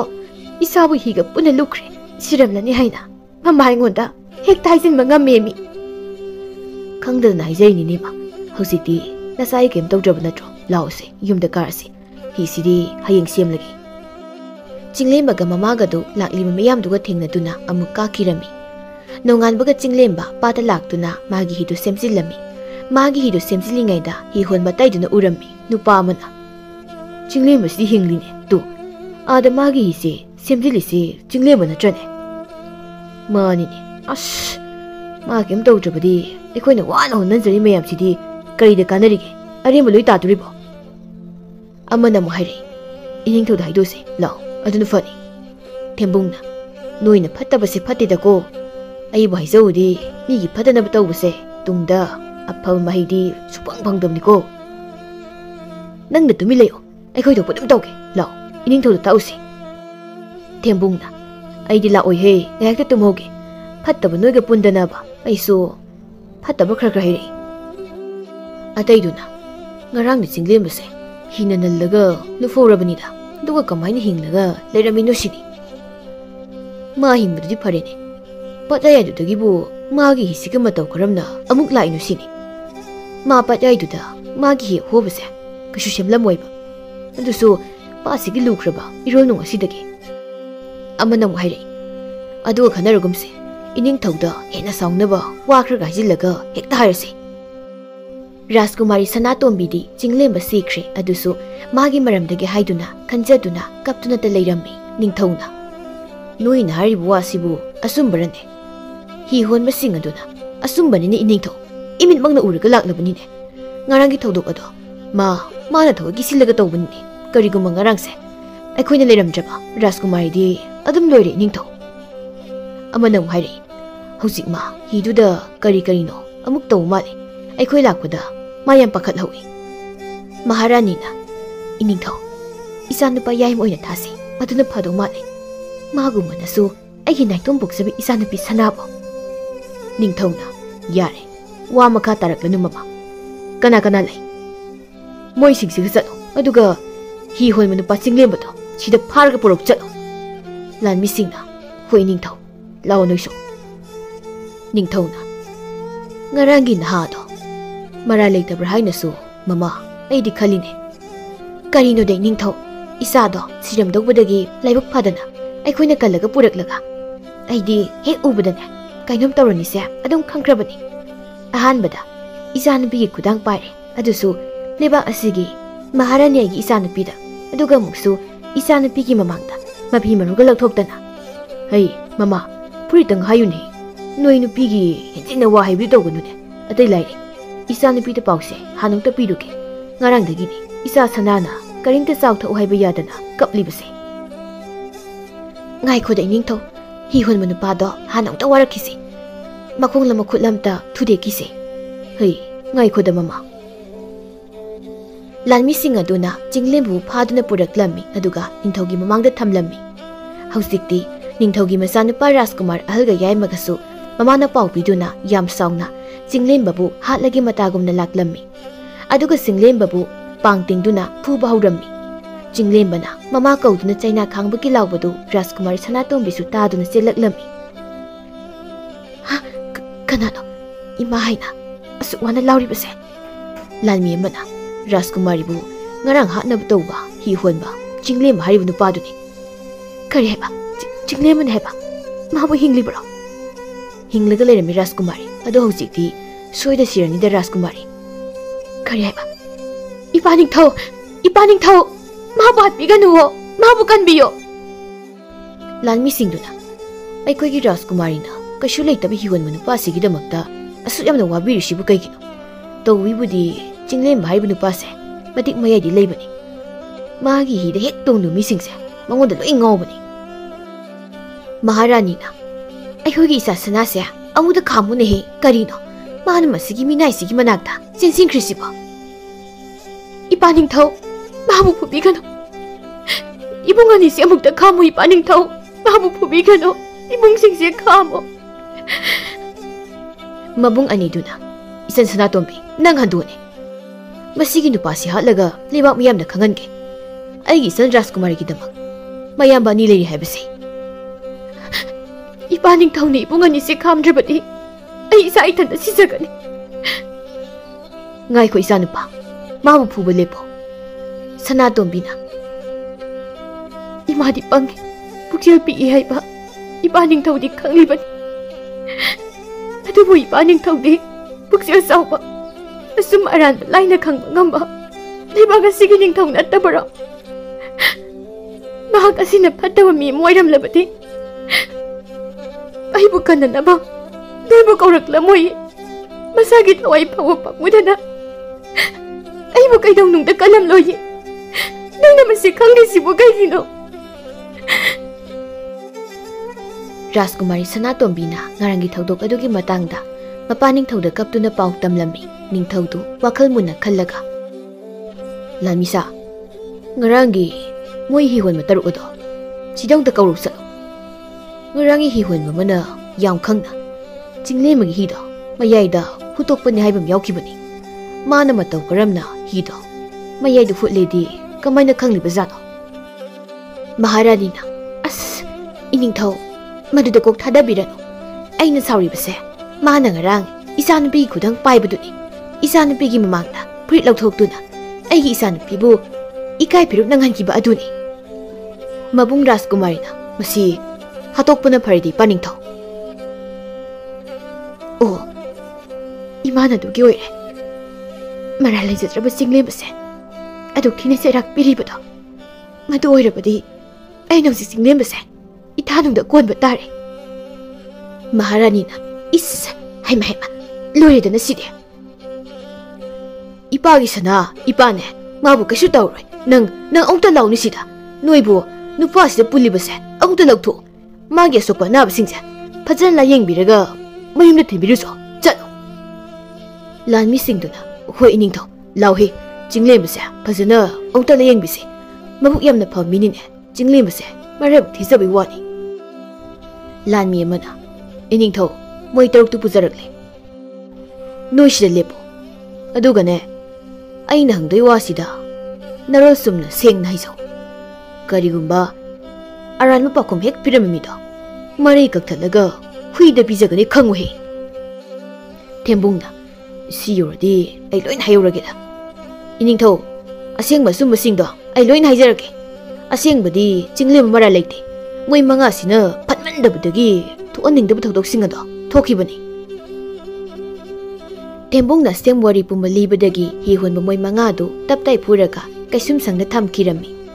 aduga Jinglem babuna fajan la yengbiraga magi sengsak sana thaknanaba mayam piduna yumda thilami. Adubu mama Maharaniga masanpa anidugadi Jinglem base nungsiramde pamlamde aduna Jinglem babu lebak asidagi tanthokiba natraga hatokhinaba khallami. Asumna chayol khargi matungdani Rajkumari Sanatombi edu Jinglem bagi manakta nongma tumina laklami. Nupi mayam sina Jinglem bagi esida tongna bagi rongai narise adu karigino aina asuk yamna sauningli basina. Aisibu Jinglem base nungsiraba sala konungdasu magi wakal natana ate to wakal amda khanba ngamtre mitasu matawi tumnasu matawi. Leisabi amana kanano ne ꯅꯪꯅ ꯑꯩꯈꯣꯏ ꯃꯌꯥꯝꯗꯒꯤ ꯍꯦꯟꯒꯠꯂꯒ ꯆꯠꯀꯦ ꯇꯧꯏꯗꯨꯕ? ꯑꯁ ꯃꯣꯏꯁꯤꯗꯤ ꯄꯨꯔꯥ ꯍꯤꯡꯆꯥꯕꯤ ꯑꯣꯜꯂꯦꯍꯦ. ꯈꯠꯅꯒꯦꯁꯨ ꯑꯩ ꯀꯅꯥꯅꯣ ꯍꯥꯏꯕ ꯈꯪꯈ꯭ꯔꯗꯤ ꯏꯄꯥ ꯅꯤꯡꯊꯧꯗ ꯑꯃꯨꯛ ꯇꯝꯈꯤꯅꯤ. ꯀꯝꯗꯧꯁꯤꯒꯦ ꯑꯩꯕꯣ? ꯄꯨꯛꯁꯤꯗ ꯐꯤꯁꯤꯡꯁꯦ ꯀꯤꯁꯤꯜꯂꯒ ꯃꯤꯔꯣꯟꯕꯤ ꯁꯥꯒꯦ. ꯁꯤ ꯑꯣꯏꯔꯗꯤ ꯑꯃꯨꯛ ꯆꯪꯂꯒꯦ. ꯅꯨꯄꯤꯁꯤꯡꯗꯨꯅ ꯀꯅꯥꯅꯣ ꯃꯁꯥ ꯋꯥꯏ ꯁꯪꯗꯕꯤ ꯃꯧ ꯑꯃ ꯌꯥꯝ ꯋꯥꯅ ꯂꯥꯛꯏꯁꯤꯕꯣ? ꯁꯅꯥꯇꯣꯝꯕꯤꯅ ꯋꯥꯔꯦꯗꯀꯣ ꯋꯥꯔꯦ. ꯍꯤ ꯑꯆꯧꯕꯗ ꯇꯣꯡꯕꯁꯦ ꯀꯣꯛ ꯌꯥꯝꯅ ꯉꯥꯎꯕ. ꯑꯗꯨꯒꯤ ꯀꯤꯗꯅ ꯍꯤ ꯃꯆꯥꯁꯦ ꯇꯣꯡꯒꯦ ꯇꯧꯕꯅꯤ. ꯑꯁ ꯊꯥ ꯁꯨꯔꯛꯄꯁꯦ ꯋꯥꯏꯀꯣ, ꯌꯥꯝꯅ ꯋꯥꯏ. 이베마 너희 ꯌꯨꯝꯒ ꯄꯥꯜꯂꯨꯅꯨꯀꯣ. ꯑꯁ ꯌꯥꯝ ꯋꯥꯕꯅꯤ. ꯂꯩꯁꯥꯕꯤꯁꯤꯡꯗꯨꯅ ꯀꯗꯥꯏꯗꯒꯤꯅꯣ ꯃꯥꯅ ꯑꯃꯨꯛ ꯐꯔꯛ ꯐꯨꯔꯛꯏꯁꯤꯅ? ꯃꯁꯥ ꯋꯥꯏ ꯁꯪꯗ꯭ꯔꯗꯤ ꯃꯌꯨꯝꯗ ꯇꯨꯝꯃꯒ ꯂꯩꯒꯦꯗꯤ ꯂꯩꯇꯦ. ꯆꯤꯡꯂꯦꯝꯕꯅ ꯃꯌꯥꯝ ꯋꯥꯔꯧꯕꯤꯕ ꯌꯥꯗꯦ. ꯏꯆꯦꯁꯤ ꯑꯣꯏꯅ ꯉꯁꯤꯒꯤꯗꯤ ꯑꯩ ꯄꯨꯖꯈ꯭ꯔꯒꯦ. ꯏꯆꯦ ꯇꯞꯅ ꯀꯥꯕꯤꯔꯛꯎꯀꯣ. ꯈꯨꯠꯁꯦ ꯑꯃꯨꯛꯇ ꯄꯥꯏꯌꯨꯅꯦ ꯏꯕꯨꯡꯉꯣ. ꯑꯩ ꯇꯨꯕ ꯇꯥꯔꯤꯅꯦ. ꯁꯠ ꯄꯥꯏꯌꯨꯍꯦ. ꯃꯥꯅ ꯅꯨꯄꯤꯒꯤ ꯃꯈꯨꯠ ꯄꯥꯏꯕꯁꯦ ꯑꯁꯨꯛ ꯌꯥꯝꯅ ꯀꯤꯔꯤꯁꯤ ꯀꯩꯒꯤꯅꯣ ꯈꯪꯗꯦ ꯋꯥꯅꯤ. ꯈꯣꯟꯖꯦꯜꯁꯤꯕꯨ 이제 ꯈꯨꯠꯇꯨ ꯁꯤꯗ ꯄꯤꯕꯤꯔꯣ. ꯈꯔ ꯀꯟꯅ ꯄꯥꯏꯌꯨꯀꯣ. ꯑꯩ ꯌꯥꯝꯅ ꯇꯨꯒꯟꯕꯅꯤ. ꯀꯩꯗꯧꯔꯦ? ꯑꯩꯒꯤ ꯈꯨꯠꯁꯤ ꯄꯥꯏꯔꯒ ꯇꯨꯃꯤꯟꯅ ꯂꯩꯔꯤꯕꯗꯤ? ꯅꯪ ꯔꯥꯖꯀꯨꯃꯥꯔꯤ ꯁꯅꯥꯇꯣꯝꯕꯤ. ꯑꯩꯒꯤ ꯃꯥꯏ ꯈꯨꯝꯖꯤꯜꯂꯕꯁꯨ, ꯃꯁꯥ ꯋꯥꯏ ꯁꯪꯗ꯭ꯔꯕꯤ ꯃꯧ ꯁꯥꯔꯕꯁꯨ, ꯅꯪ ꯑꯩꯒꯤ ꯈꯨꯠꯁꯤ ꯄꯥꯏꯕꯒ ꯑꯩ ꯀꯅꯥꯅꯣ ꯍꯥꯏꯕꯁꯦ ꯈꯪꯂꯤꯕꯅꯤꯀꯣ? ꯀꯔꯤꯒꯤꯅꯣ ꯔꯥꯖꯀꯨꯃꯥꯔꯤ ꯅꯪꯅ? ꯔꯥꯖꯀꯨꯃꯥꯔꯤ ꯀꯧꯔꯛꯀꯅꯨꯍꯦ. ꯍꯤꯁꯦ ꯍꯥꯟꯅ ꯍꯣꯜꯂꯣ, ꯑꯗꯨꯒ ꯋꯥꯔꯤ ꯁꯥꯟꯅꯁꯤ. ꯈꯔ ꯊꯨꯅ ꯍꯣꯜꯂꯣ. ꯁꯤ ꯑꯣꯏꯔꯗꯤ ꯑꯩꯒꯤ ꯃꯥꯏꯗ ꯈꯨꯝꯂꯤꯕ ꯐꯤꯁꯦ ꯂꯧꯊꯣꯛꯂꯒꯦ. ꯄꯨꯛꯇ ꯍꯥꯞꯂꯤꯕ ꯐꯤꯁꯤꯁꯨ ꯂꯣꯏ ꯂꯧꯊꯣꯛꯑꯒꯦ. ꯀꯔꯤꯒꯤꯅꯣ ꯔꯥꯖꯀꯨꯃꯥꯔꯤꯅ ꯁꯛꯐꯝ ꯂꯣꯠꯇꯨꯅ ꯑꯩꯒꯤ ꯍꯤꯁꯦ ꯂꯥꯛꯂꯤꯕꯁꯤꯕꯣ? ꯅꯪꯒꯤ ꯍꯤ ꯇꯣꯡꯅꯤꯡꯕꯒꯤ, ꯑꯗꯨꯒ ꯅꯪꯒꯤ ꯋꯥꯔꯤ ꯇꯥꯅꯤꯡꯕ, ꯅꯪꯒꯤ ꯅꯥꯛꯇꯁꯨ ꯂꯩꯅꯤꯡꯕꯒꯤ. ꯁꯤ ꯍꯥꯏꯔꯗꯤ ꯌꯥꯔꯕꯣ? ꯑꯩ ꯚꯥꯞ ꯇꯥꯕ ꯉꯝꯗ꯭ꯔꯦ ꯔꯥꯖꯀꯨꯃꯥꯔꯤꯅ ꯍꯥꯏꯔꯤꯕꯁꯤꯡꯗꯣ. ꯀꯔꯤꯒꯨꯝꯕ ꯏꯅꯤꯡꯊꯧꯒ ꯃꯍꯥꯔꯥꯅꯤꯒꯅ ꯈꯪꯈ꯭ꯔꯕꯗꯤ ꯑꯩ ꯍꯟꯗꯛꯇꯤ ꯁꯣꯏꯗ ꯁꯤꯔꯅꯤ. ꯅꯪ ꯁꯤꯕ ꯌꯥꯝ ꯀꯤꯕ꯭ꯔꯣ? ꯑꯩꯒꯤ ꯑꯣꯏꯅꯗꯤ ꯀꯤꯗꯦ. ꯏꯃꯥꯒꯤ ꯈꯜꯂꯒ ꯑꯩ ꯌꯥꯝꯅ ꯀꯤ. ꯀꯤꯒꯅꯨ. ꯍꯧꯖꯤꯛꯇꯤ ꯑꯩ ꯂꯩꯔꯤꯁꯤꯗꯤ. ꯏꯃꯥꯁꯨ ꯅꯪꯁꯨ ꯑꯩꯅ ꯀꯩꯁꯨ ꯇꯧꯍꯜꯂꯣꯏ. ꯑꯗꯣ 이번이 ꯂꯥꯏ ꯈꯨꯔꯨꯝꯃꯨꯁꯤ. ꯑꯗꯨꯅ ꯊꯝꯕꯥꯜ ꯐꯖꯕ ꯍꯦꯛꯈꯤꯁꯤ. ꯔꯥꯖꯀꯨꯃꯥꯔꯤ ꯑꯣꯏꯅ ꯈꯨꯔꯨꯝꯃꯨ. ꯑꯩ ꯊꯝꯕꯥꯜꯕꯨꯗꯤ ꯍꯦꯛꯄꯤꯔꯒꯦ. ꯌꯥꯔꯣꯏ. 이번이 ꯈꯨꯔꯨꯝꯃꯤꯟꯅꯒꯗꯕꯅꯤ. ꯑꯗꯣ 이번이 ꯈꯛꯇ ꯂꯩꯔꯕꯗꯤ ꯅꯪ ꯑꯩꯉꯣꯟꯗ ꯔꯥꯖꯀꯨꯃꯥꯔꯤ ꯍꯥꯏꯅ ꯀꯧꯔꯛꯀꯅꯨ. ꯁꯅꯥ ꯍꯥꯏꯅ ꯀꯧꯔꯣ. ꯁꯅꯥ ꯍꯥꯏꯅ? ꯃꯗꯨ ꯑꯩ ꯉꯝꯖꯔꯣꯏ ꯔꯥꯖꯀꯨꯃꯥꯔꯤ. ꯑꯁ ꯅꯪꯁꯤ ꯇꯜꯂꯤꯍꯦ. ꯅꯪ ꯑꯩꯅ ꯍꯥꯏꯕ ꯌꯥꯗ꯭ꯔꯗꯤ ꯏꯁꯤꯡꯁꯤꯗ ꯆꯣꯡꯊꯈꯣꯔꯥ. ꯆꯣꯡꯊꯒꯅꯨ ꯁꯅꯥ. ꯑꯩꯁꯦ ꯀꯤꯗꯤ ꯀꯤꯕꯖꯥꯠꯅꯤ. ꯑꯗꯣ ꯅꯪ ꯑꯩꯁꯦ ꯅꯨꯡꯗꯤ ꯅꯨꯡꯁꯤꯕ꯭ꯔꯥ? ꯀꯔꯤꯕꯣ? ꯌꯥꯔꯦꯁꯦ. ꯅꯪꯒꯤ ꯋꯥꯔꯤ ꯇꯥꯒꯦ. ꯅꯪꯒꯤ ꯋꯥꯔꯤ ꯂꯤꯔꯣ. ꯑꯩꯒꯤ ꯋꯥꯔꯤꯗꯤ ꯂꯩꯇꯦꯗ. ꯂꯩꯇ꯭ꯔꯁꯨ ꯂꯤꯔꯣ. ꯄꯤꯛꯂꯤꯉꯩꯒꯤ ꯅꯪꯅ ꯒ꯭ꯌꯥꯟ ꯇꯥꯔꯛꯄꯗꯒꯤ ꯅꯪ ꯂꯤꯕ ꯋꯥꯔꯤꯁꯦ ꯑꯩ ꯌꯥꯝ ꯇꯥꯅꯤꯡꯉꯤ. ꯂꯤꯔꯣ. ꯂꯤꯗ꯭ꯔꯗꯤ ꯑꯩ ꯆꯣꯡꯊꯔꯒꯦ. ꯆꯣꯡꯊꯒꯅꯨ. ꯑꯩ ꯂꯤꯔꯒꯦ. ꯆꯤꯡꯂꯦꯝꯕꯅ ꯃꯥꯒꯤ ꯄꯤꯛꯂꯤꯉꯩꯒꯤ ꯃꯄꯨ ꯃꯕꯣꯛ ꯃꯄꯥ ꯄꯨꯟꯅ ꯂꯩꯃꯤꯟꯅꯔꯤꯉꯩꯒꯤ ꯋꯥꯔꯤ, ꯑꯗꯨꯒ ꯁꯤꯈ꯭ꯔꯕ ꯃꯇꯨꯡꯒꯤ ꯋꯥꯔꯤꯁꯤꯡꯗꯨ ꯔꯥꯖꯀꯨꯃꯥꯔꯤ ꯁꯅꯥꯇꯣꯝꯕꯤꯗ ꯂꯤꯔꯝꯃꯤ. ꯋꯥꯔꯤ ꯂꯤꯅ ꯂꯤꯅ ꯆꯤꯡꯂꯦꯝꯕ ꯀꯞꯆꯩ. ꯔꯥꯖꯀꯨꯃꯥꯔꯤ ꯁꯅꯥꯇꯣꯝꯕꯤꯁꯨ ꯋꯥꯔꯤ ꯇꯥꯅ ꯇꯥꯅ ꯀꯞꯂꯝꯃꯤ. ꯑꯗꯨꯒ ꯔꯥꯖꯀꯨꯃꯥꯔꯤ ꯁꯅꯥꯇꯣꯝꯕꯤꯅ ꯆꯤꯡꯂꯦꯝꯕꯕꯨꯁꯨ ꯌꯥꯝꯅ ꯅꯨꯡꯁꯤꯔꯝꯃꯤ. ꯋꯥꯔꯤ ꯂꯣꯏꯕꯒ ꯄꯥꯠ ꯑꯗꯨꯒꯤ ꯋꯥꯡꯃ ꯌꯧꯔꯝꯃꯤ. ꯑꯗꯨꯒ ꯃꯣꯏ ꯑꯅꯤ ꯂꯥꯏ ꯈꯨꯔꯨꯝꯗꯨꯅ ꯑꯃꯨꯛ ꯍꯜꯂꯛꯂꯝꯃꯤ. ꯅꯨꯃꯤꯠꯁꯤꯗꯒꯤ ꯆꯤꯡꯂꯦꯝꯕꯒ ꯔꯥꯖꯀꯨꯃꯥꯔꯤ ꯁꯅꯥꯇꯣꯝꯕꯤꯒ ꯇꯨꯃꯤꯟ ꯇꯨꯃꯤꯟ ꯂꯥꯏꯖꯄꯥꯠ ꯑꯗꯨꯗ ꯎꯅꯕ ꯍꯧꯔꯛꯂꯝꯃꯤ. ꯅꯣꯡꯃꯗꯤ ꯔꯥꯖꯀꯨꯃꯥꯔꯤ ꯁꯅꯥꯇꯣꯝꯕꯤꯕꯨ ꯀꯣꯏꯁꯦꯟ ꯁꯦꯟꯅꯔꯤꯕ ꯑꯃꯅ ꯈꯪꯂꯛꯂꯝꯃꯤ. ꯃꯍꯥꯔꯥꯅꯤꯅ, ꯑꯣ, ꯑꯩꯒꯤ ꯏꯆꯥꯅꯨꯄꯤ ꯁꯅꯥ ꯑꯁꯤꯗꯤ ꯀꯩꯁꯨ ꯅꯠꯇꯕ ꯍꯤ ꯍꯣꯟꯕ ꯅꯨꯄꯥꯗꯨꯒꯤ ꯂꯥꯡꯗ ꯊꯨꯔꯦꯗꯅ. ꯐꯩ. ꯑꯗꯨ ꯑꯣꯏꯔꯕꯗꯤ ꯍꯤ ꯍꯣꯟꯕ ꯅꯨꯄꯥꯁꯦ ꯃꯊ꯭ꯋꯥꯏ ꯂꯧꯕ ꯇꯥꯔꯦ. ꯅꯠꯇ꯭ꯔꯕꯗꯤ ꯂꯩꯕꯥꯛ ꯃꯤꯌꯥꯝꯅ ꯈꯪꯅꯔꯛꯂꯕꯗꯤ ꯑꯩꯈꯣꯏꯕꯨ ꯃꯤꯌꯥꯝꯅ ꯅꯣꯛꯅꯕꯅ ꯂꯣꯏꯔꯅꯤ. ꯑꯇꯣꯞꯄ ꯂꯩꯕꯥꯛꯅꯁꯨ ꯑꯩꯈꯣꯏꯕꯨ ꯎꯁꯤꯠꯂꯔꯣꯏ. ꯍꯟꯊꯅ ꯌꯦꯡꯂꯛꯀꯅꯤ. ꯑꯗꯨꯕꯨ ꯃꯄꯥ ꯅꯤꯡꯊꯧꯗꯤ ꯈꯪꯍꯟꯕ ꯌꯥꯗꯦ. ꯃꯆꯥ ꯌꯥꯏꯃꯅ, ꯏꯃꯥ ꯃꯍꯥꯔꯥꯅꯤꯅ ꯅꯆꯥꯏꯕꯨ ꯀꯧꯕꯗꯤ ꯀꯔꯤ ꯂꯩꯔꯦ ꯏꯃꯥ? ꯑꯩꯅ ꯅꯪꯕꯨ ꯍꯤ ꯍꯣꯟꯕ ꯅꯨꯄꯥꯗꯨꯒꯤ ꯃꯔꯝꯗ ꯍꯥꯏꯈꯤꯕꯗꯥꯏꯅꯦ. ꯏꯃꯥꯅ ꯍꯥꯏꯔꯤꯕꯗꯨꯕꯨ ꯑꯁꯦꯡꯕ꯭ꯔꯅꯦ? ꯅꯪ ꯏꯃꯥꯕꯨ ꯊꯥꯖꯗꯕ꯭ꯔꯣ? ꯊꯥꯖꯗ꯭ꯔꯒ ꯅꯆꯥꯅꯨꯄꯤꯅꯅꯦ ꯁꯛꯐꯝ ꯂꯣꯠꯇꯨꯅ ꯍꯤ ꯍꯣꯟꯕ ꯅꯨꯄꯥꯗꯨꯒ ꯍꯦꯛ ꯍꯦꯛ ꯇꯨꯃꯤꯟ ꯇꯨꯃꯤꯟ ꯎꯅꯕ ꯆꯠꯂꯤꯕꯗꯣ ꯇꯨꯃꯤꯟꯅ ꯏꯟꯅꯔꯒ ꯌꯦꯡꯉꯨꯅꯦ. Imana hariduna asum asem oirabadi hiyon manupado aigi khutta siba taridana aduni imana pamle base tabu napani tau kangan badi yade nangaiga loire adudi salo haujisu nasan nupido konung usi leitabani soira nupadu gi manakta ma leiramgani o adudi ma aisale Rajkumar yaima adu sagol tongduna lanmi kharaga puduna chinglembagi manakta laklami Chinglembga Rajkumari Sanatombi gadi laizapati iyaida nungsibu wari saduna thamoi thamoi tinana wakhal yam nungaina leirammi aduga muksu hithang phamda laklami noi masi murumda lumlaga layo khangni nupa na ngasidi aigi isanbi lebak asigina Rajkumari oiribi aduga mana hi honba lukrabi gi masa khangni dana ngasidi Sanatombi na Chinglemba aigi khusi paiduna hi sigi loktabiyo ai yamna ki hekta tado maleba khut adu piro aduga aigi khutta kana payo yaraba yare adudi aisalagi ko Chinglemba mathau mu unarase aduga nang ai punna lai khrum siko hoisana Rajkumari Sanatombi yam harauna satkirami Chinglemba su Rajkumari Sanatombi bu yengtuna momon nongna lehawi Rajkumar yaimadi Chinglemba da mai hauna saukhiduna asawo phathaba ngamdaba mi amagumna magi thanglu sattuna kana sensilaklaga Chinglemba gi tunglumdagi Rajkumar yaimana hanjin thang adun thillaga hatlammi aduga magi hida haptuna lanmi amada puhanduna patya yawbaga Chinglemba gi asiba masadu thadarami aduga Rajkumar yaima konungda laktuna mana pausing adu mamada tamduna harawrami Somdana masanpi Sanatombi di Chinglemba gi nungsi wakhalda tumba saba khangdana maithong mamonok na leijarami Chinglemba di mabung yaimana thangla thinduna hatuna laizapat ki payaida thadakri haiba khangjadabanina Rajkumari Sanatombi di Chinglemba gi wakhalda tautuna mamonok na konungda leiri aina miramda chahi kaya leirubada hausikta yam pamure chida sum leiramaga Chinglemba ga ngalingaidagi khangnajaramadi aigi nungsibase matik maya hena leiramgani ko angangbu yawramanida adubu ainadi somda harawri aigi paning thoga ima ibungsingnadi aigi nungsibase haraw loksingbigadra masiga wakhalse hekhalaba ai sonosu gi hekta tawi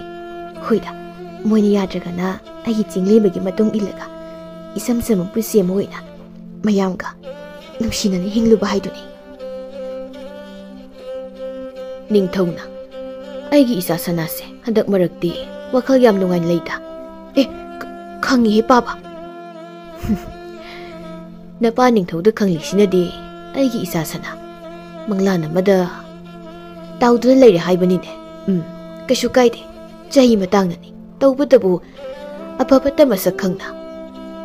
khong thanggadabani ko maduna khwaidagi phai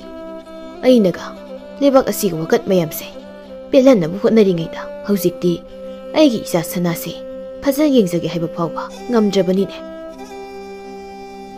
ipaning thau nacha loina khangi nacha gyan tai kadorage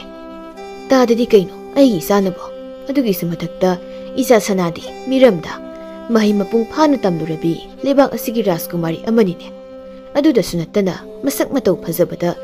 aigi sanabu hainaribani malem asida leiponte ni isa gumbi Ipaning thogi sidi masane na thagatpa maliko asengbani ne aina haribase aduna hayeng isagi punsi khongloi oigadoriba iya nupa dudi malem sida khwaidagi ina khunba masak matau suyamna phajaba matik mathauna su yamna leiba Rajkumar ama ipana kanduna isa sanabu pigadoribani Ipaning thona nasai ki damakta pamna khanjabana ya nupa duga leiminabada aina nungaina Harangna leba sukngamdana sikibu thoklabadi kamda wai paning thau Ipagi sana nangbu ipan haribu wasida yaningdabu yawbrane hayune isagi pamuna karino ipada hayune hairuraga ipadi angamane haina mabu pharaga hadokpigadoribra aduga nacha ibuna themlauduna aina pamdaba phamamada punsi supagi kapsiru haina pigadoribra Isa na haninglibudubu karino. Isa se mahitama loraba. wakal lawsing leiraba lebak asigi Rajkumari amanine aduna isana pamjana thangliba khongthang ado phattaba aranba khongthang amde oiramloine hayune ipa isa aphapata tanasine Rajkumari Sanatombina mapaning thauda hi honma chinglembaga lainariba maridugi maramda loina hairami chinglemba lukhrabi masa oizarabasu matik mathauna leiba nupani adudasu natana minungsi sawi pukjel tapi thawjal hai magi mit yengda mi amata phatana ude khande loina fana uba ngamba thamoi seline maguma nupadi atangmani adubu magai khoigadi atiyaga malengwa lainariba marigisiga chapmani yamna lapnai longna leina bayade nang ipan haribase baptai ko tai adoi paning thaw malem silerambagi atiyagi mingtholase phanglibane aduga atiya lerambagi malem haiba mingtholasisu leramlibane karigi paning thawna malem gatiyaga aduk lapna halibano isagi wado ipa khananaba tanja madi lawkhige adugane namaga nabungadadi isagi wafamdo khanganba yadriko ipa salage nangsu pothanaba tawroko ipa ningthaw asengbu nungsibase mapanggal yamna kanbani aduna nungsiba nangamdaba leitabani ko koksa tawrida lebak asigi penda wakat mayam sidagi aigi isa sanagi waduna hena aingonda luna thoklene somdana mamadu mabung aniduga kokpun sinnarami isa ahal nang yam panganune nangondagidi nanaw yaimani yam heliko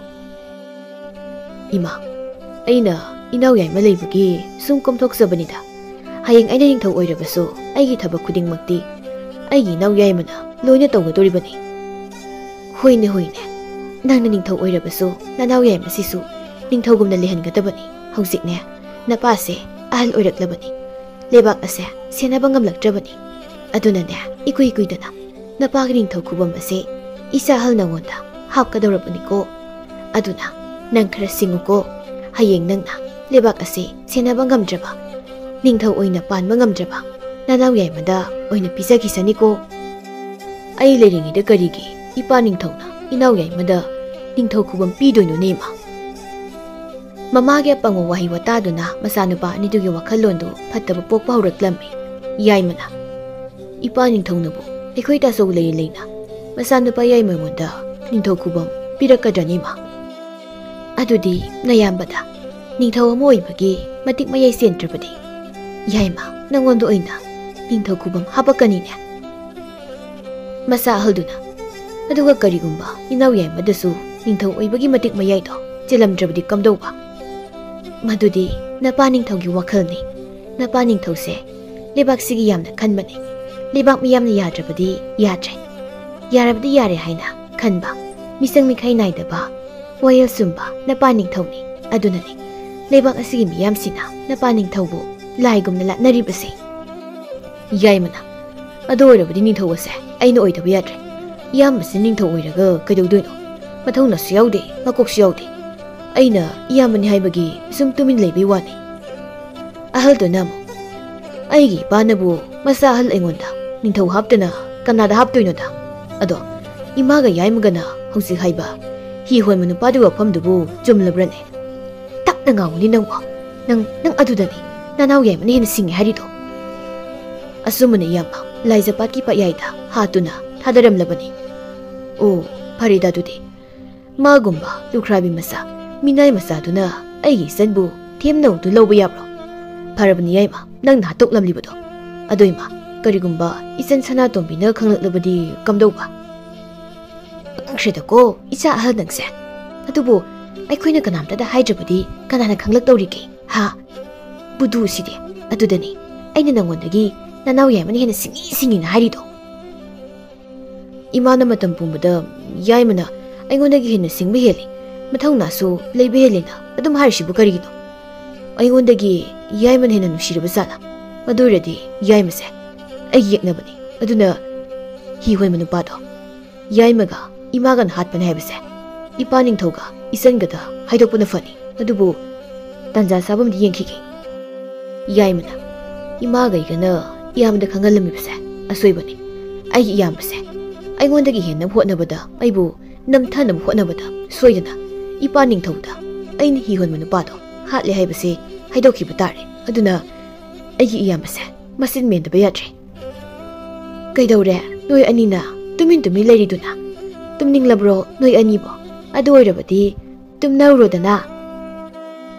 ahalga yaimagadu aphawakal amata khanadaduna mai kada sangnakre mama maharani di hi hon manupado hatkre masanu pibu lebak amagi Rajkumar amada thazarage khana nongaina tungkre nongan bagadi cinglenbagi mamaga khulaikai miyamgana cinglenbadu yum dalakte haina ngarang ahingdagi thibaduna nongala phawba thinnarammi adubu cinglenba phangdabadagi khulaikai misingna konungda laktuna ningthaudu wakatlammi Pausi Rajkumari Sanatombi Sutarami Hektabaga Sagol Tongtuna Rajkumari Sanatombi Patamna Thaukirammi Yaima noi kana lei nasana pisya amukta khamune he pangida ko imagi sana nangse nangna kaishuna tam miduda thawayaw leirine atusu sikraba somdana leiba kayadagi ningthau Rajkumar mayamama isanapi Sanatombi se piyu yingulaklage haidana maujal tharakliba aduga nangna ne hui amana mamal yam midugi wari masa ahalna ima aikoigi isana kaidor haibano aduga aikoi konungsida asuk yamna miyam amala isina karigino ama pandasu migi mingak tangaire karigi oine mi mangbagi kayam phaba ina kun mi oirjano asuk yam miyam sina laklibasiba takna ngawone hi hol manu ba singlem badugini mi niyamna nungsiba oira malene adunani Yama laklibase adugi oire hira hui amani henna mamal yamba midugibo aduima ai isan Sanatombi matung iluge amuk phatanungdaga thoklabadi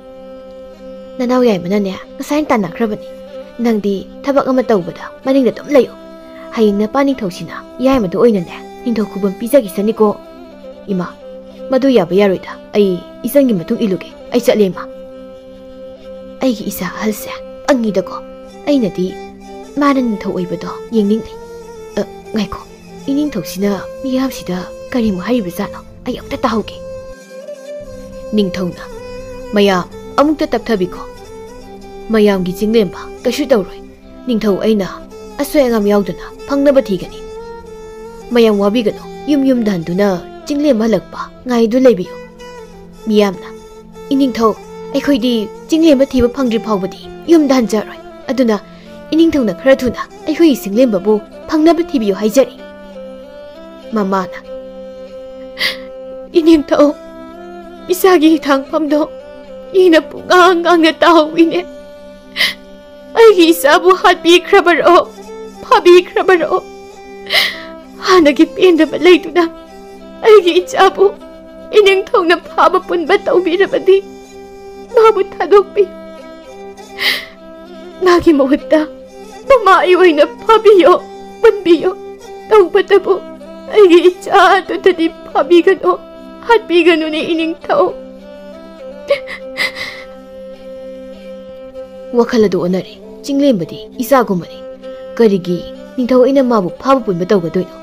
mayam chasi ai isamaksu jinglemba thiba yauge lalmisa jinglemba phangnaba mathak makha ondun thiyu he maharanina si tawrani se aina asaina khangkrabani hatoklaga laijapad ki iyaida ada puduna irol nungda thadakrami dubu kamai nong thiba phangdoino mi ateiga lairi isana bise yam thuna luhong thokpidaba yade mani yumda leiraga ai hena wai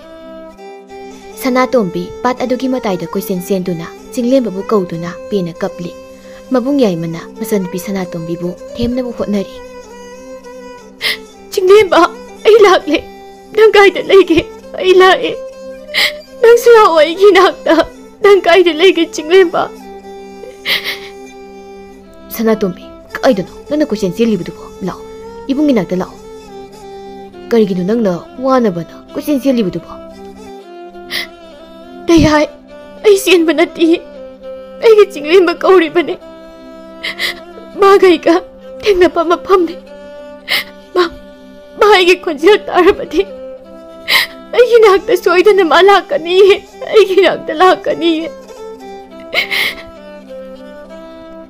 Kari harga thembane. Ai gi sanside. Sida tarbi ising sidi. Karangi inini. Masi mu ukrabadi. ꯑꯩꯒꯤ ꯏꯆꯟꯁꯤꯗꯤ ꯁꯣꯏꯗꯅ ꯉꯥꯎꯔꯅꯤ ꯁꯤꯗꯒꯤ ꯎꯁꯥꯁꯤꯡꯁꯤ ꯊꯦꯛꯂꯒ ꯇꯛ ꯈꯨꯝꯖꯤꯟꯒꯦ ꯃꯕꯨꯡ ꯑꯍꯜꯅ ꯌꯥꯏꯃ ꯁꯅꯥꯇꯣꯝꯕꯤꯗꯤ ꯑꯗꯨꯒ ꯀꯔꯤꯅꯣ ꯅꯪꯅ ꯈꯨꯝꯖꯤꯜꯂꯤꯕꯁꯤꯕꯣ ꯏꯁ E ꯉꯥꯛꯇꯅꯤꯅꯦ ꯁꯤꯗꯤ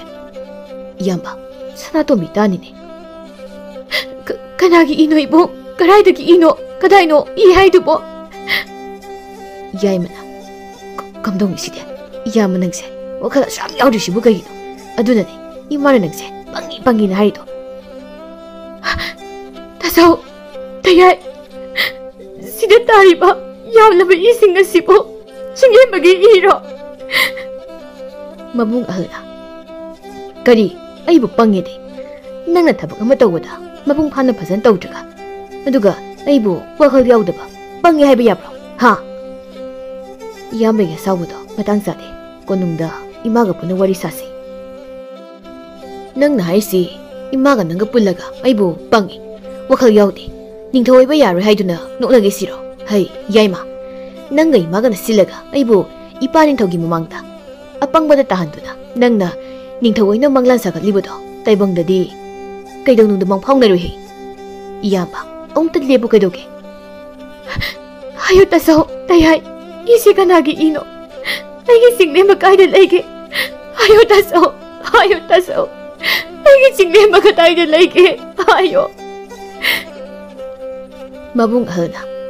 ibungi sanatombi nang nangli wahangdugi pakumdi aina pigedonate nabung yayo na pigedabani tayai na pigedaba paku atudi ise aigi single magi ini natra taso hayo ay pane ise aigi single magi ine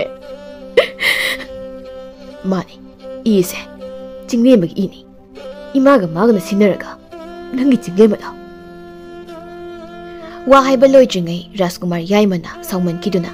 mayam bahal duda thangna thilami tanza duda mapaning thausu miyam amasu punna laklami sanatombi di mikup aduda gyan mangduna wanta kirami miyam singaduna karino Rajkumar yaimana Rajkumar ahanda thangna thengtre ningthongna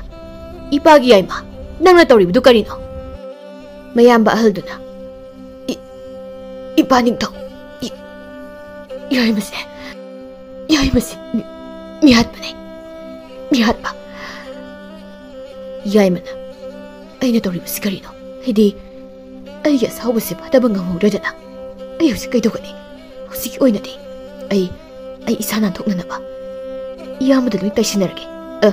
ipa ningtho iyambasi yamna phatre mahaknani chinglembu hatliba aduda natana isan sanatombi busu hatnaba tawramlibase kari haiba yaima miyamna karino na harisibo chinglembugi mamado krai lege sida porakano pausi tarabadi soidna mu sirani yaimana asengmani paningtho aiga sanatombi gana khanglakpadagi iyambase khamna hotnajabani adubu mana sanatombi bu thanga sina suruna hatke tawbada natana aibusu hatke tawrakpadagi aina sanatombi ga ai isa kanjana bhaiduna iyambase pamda thanga sina thinduna aina hatpani paningtho asengbar nangna haibu wadu yaima onthokna su pangi da ko soba ipagi sana mikap thoklone ipa laklene kana lei Rajkumar se yam thuna konungda funaba thawrang tawne is tariba yam side hauzik idinate sibu kanagi mi oirigaba tariba imyam se hi honba chinglemba ini yamna ngarang mpham sida hatpagi tahuba ising aduni oh man thokpa matawni da ko aingonda thokliba thodok ase adudi chinglemba thawa yawdaba sang adudi krai lekraba ipaning tho chinglemba thawa yawdaba sang ado yamana a iyai da puduna thadakrabani ipagi asauba nangna tawriba sibu karino aibu kari taw haibana hosikpo yaiba nayamagi thawa yawdaba sang ase konungda purone nangba hoi paning tho laimisa laune iyambi haksang se konung da puse konung yobaga aigi isan sanatombi siso hatpa tare natrabadi mana gyan tarakduna asengbudo loin haidoraklani sanatombi nang nabung yaimabu warauganuko miyamna iningtho Rajkumar yaiman haramlibu singdubu chumlabrane chumlaba maledana Ipagi asauba angnido ko nangse Panalotunasu Jinglembagi mamadu masa siri haiba pausi tarami hek tabada mamado gyan mangduna tukirami aduga Rajkumari Sanatombina kunung yojringai gyan taraktuna hallaga muk Jinglembagi hithangphamduda kap tun laklami Jinglemba ay sunangi na itong ginarakadi kaya kay bundok lamlaga katanta dyan iba no ay sunangi na agtalakadi Lanmi singduna Rajkumari siya gyan tarakduna amuk sakol tongdun sakrani Yaimana kaidawnare noy mayamna adudang leiramlibadi Rajkumar si gyan tarakduna aykoina khamba yadana sakol tongduna patuna thokre kari haiba adudi soiduna ipa ningthauda asumbado loina haikrani adudi moi ha no yamagi hakjangse konungdu pudun satlamo ai Rajkumari butanaruge hoi Rajkumar ningthongna lanmisa hi tongduna pat ase sin mathungna satuna Jinglembagi thawai yaujaba hakjangdu thiyo phangdri phawu thigadabani ko lanmi mayamna hoi ningthong miyamna ekhoisu mapana satuna thiba yausi noi nupi kharadi Jinglembagi imase yumda puduna senabiyu ko Sanatombina Jinglemba ay lae nangi sana lae Jinglemba nang mukay na laike Jinglemba ay lae Ipagi sana karay dano nang namuk laklibudo mo Nade ipagi sana madudaw ko no hay noy Rajkumari sen hanong takalu na miyamana Rajkumari sen ising na song thagre Rajkumari kanse Rajkumari sem takanse ataiduna aikoigi Jinglembagi damaktani ko Rajkumari na wazariba ising na song thagriba se mayam Rajkumari se hana kanse mayam sing adu ising na song thaduna Rajkumari Sanatombi bu kalami ningthongna karino ipagi sana nangna tawribadabo nang ipabu nungsidrabaro ipa ningthaw ay Jinglema yaudana hingba ngamloy ay ma yaudana hingba ngamloy ay Jinglema mo yamna nungsiye ay ma yaudana hingba ngamloy ipa ningthaw hoy ne ipaloy na khangmine adubu isane singisong thaduna thawai tharga Jinglembagi thawai aduna harawgadro Jinglema na nangbo sihaningadrani ipagi sana ay amada khangde ay karimda khangde ipa ningthaw ay Jinglembagi manakta chaninge ay bu kham kanu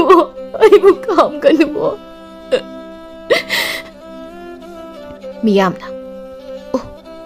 ay hogi Jinglema na ay koida lotsaba asengwa magi nungsibudo Rajkumari si oiramledana onthokna nawai khidrada sigi thawdok ase masi pumba ningthawgi machanupa ahadunani ko amana mu hairi adunani Rajkumari yaimana thangna thinduna hatlibudo Sanatombina ipa ningthaw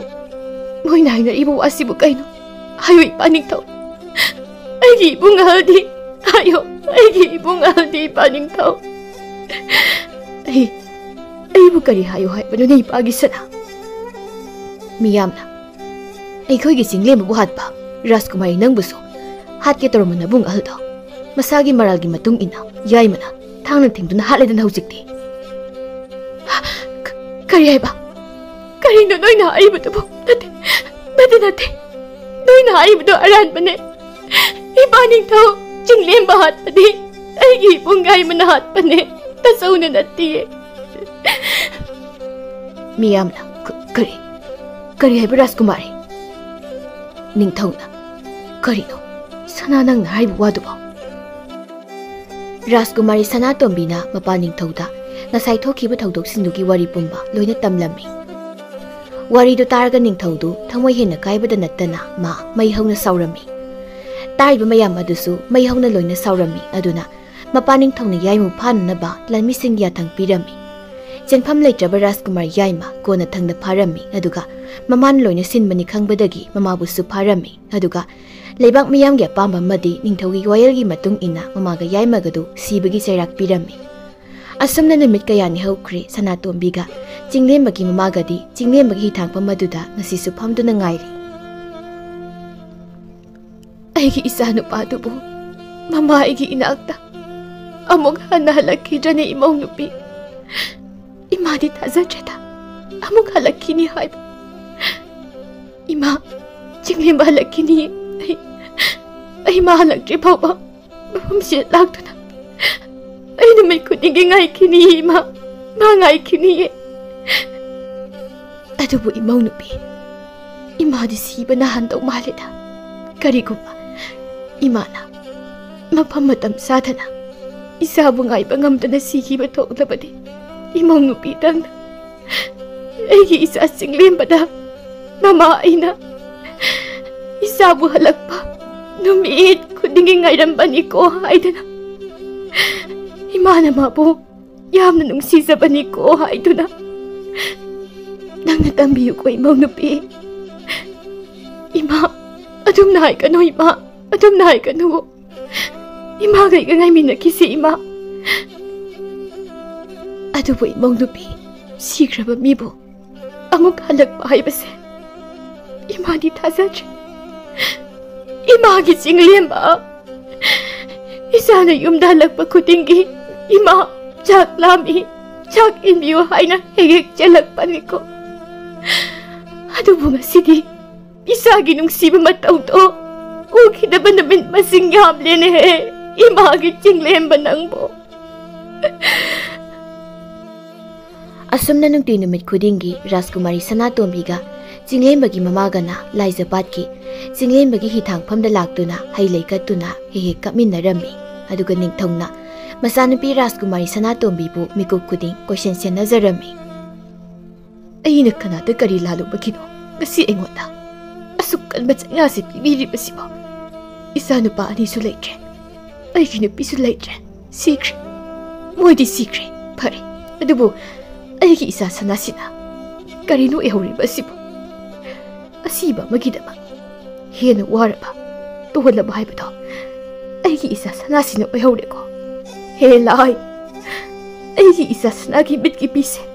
amukta ko khallugaba isagi maithongda hana khumna yamna nungsiba minok ado amuk nok alone aduga isa sanada piriba awaba mayam ase mapai ngoda pibiro ni isori bungo. Sanatombina ipaning thaw nang suwara barane nasapang di agi itawse yeng mangamdadana ipa suwara baro kau kanoy paning thaw nasa kasu tawdi ipagidamak ay laribasidi kau kano isa kasu tawdabrane ipagi sana hoy paning thaw ay kasu tawdi isa kasu tawdrabadi nang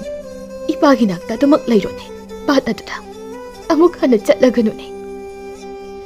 ipaning thaw madudi ay ngamloy Jinglemba na ngasi thaway maangkribado na chaygi iral chawna yauribane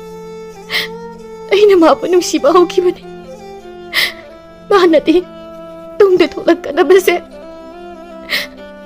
ay kona hana haiduna ay maghamsaramane adubu ningay sawbi ay nangamduna ay ginungsi ipagta mapaputaduna iraknahankibane adunane ay nangasisu